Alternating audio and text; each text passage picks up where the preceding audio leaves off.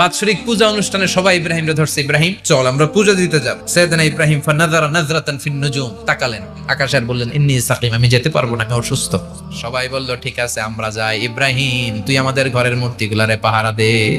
সাইয়েদনা ইব্রাহিম কয় ঠিক আছে আজকে পাহারা দিমু, জন্মের পাহারা দিতেছি যা। এইবার সাইয়েদনা ইব্রাহিম মূর্তির ঘরে ঢুকলেন। মূর্তির ঘরে, দেবীর ঘরে ঢুকে উনি ঘুরে ঘুরে তাকায়, দেখে একটা এমনি আর একটা ব্যাগ 14-15টা হাত নিয়ে তাকায় আছে। উনি সবগুলার সামনে এভাবে তাকায় আছে, দেখে এক একটা চেহারা, একটা হাতির গণেশ স্টাইলের, আরেকটা এরকম, আরেকটা নারীর, আরেকটা বাঘের, আরেকটা তলোয়ার নিয়ে আইতাছি কোপায় ফেলাবে। সবগুলোর সামনে যায়, যে দেখে আর অবাক হয় কত ধরনের খোদার কাছে এরা কত কিছু চায়। আর যে দেখে প্রত্যেকটার সামনে ডেজার্টস আইটেম, মিষ্টান, এক একটার সামনে রসমালাই, এক একটার সামনে কালো জাম, লাল জাম, রসগোল্লা, চামচাম, দুধ মালাই, মালাই চপ, আছে না নাই? তো সাইয়েদনা ইব্রাহিম অবাক, কিরে এত মূর্তি, এত ডিজাইন, এত ভাবে এরা অঙ্গভঙ্গি করে আছে, এত খাবার দেয়া, খায় না কেন?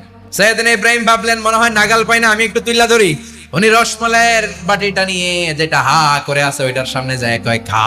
উনি ভাবলেন ওরা হয়তো খেতে পারে না, নাগাল পাচ্ছে না, কিংবা আমারে দেখে লজ্জা পাচ্ছে। নিচ থেকে রসমালাইয়ের বাটি তুলে ধরলেন, উনি বললেন খা, আর ওগুলা কয় হা করে রয়েছে, নরেও না চরেও। উনি মুখের সামনে তুলে ধরে বললেন আলা চাগুলু খা। সবগুলার সামনে গেলেন, খা। কেউ খায় না, ওগুলো হা করে আছে। সাইয়েদনা ইব্রাহিম বললেন খা, কেউ কথা কয় না। উনি বললেন খাবি না কেন, তাইলে কথা ক।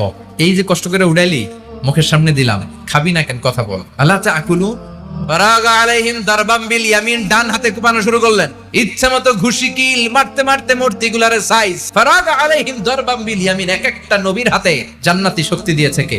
মারতে মারতে সব শেষ, তারপরে খুঁজে পেলেন একটা কুড়াল দিয়ে মারতে আরো সুবিধা, খালি এটা এভাবে মারে ওইভাবে মারে, মারতে মারতে যতগুলো মূর্তি ছিল সবগুলো মেরে বড় মূর্তিটার গায়ে মারতে যাবে, ইন দ্য মিনটাইম স্টপ, না এটারে মারুক না। ফাজআলাহুম জুদাদান, সবগুলার টুকরা ইল্লা কাবীর আল্লাহুম, 12টা ঝাড়া ওইটারে রেখে দিলেন। আর বুদ্ধি করে কুড়ালটারে বড়টার কাঁধে ঝুলাইয়া দিলেন, বড় মূর্তিটার কাঁধের মধ্যে ঝুলাই দিলেন। ঘটনাটা সুন্দর হয়েছে না? এখন কেমন যেন মনে হয় এটা কুপাইয়া দাঁড়া রয়েছে বাবার বেটার মতো।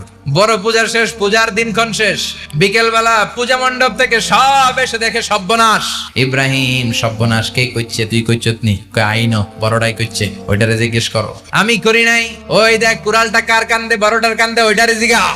সবাইকে খাইছি। সবাই বলে ইব্রাহিম তুমি কি জানো না এগুলো কথা বলে না? সাইয়েদনা ইব্রাহিম বলে যে এটা কথা কয় না, ওইটার পূজা করস কেন?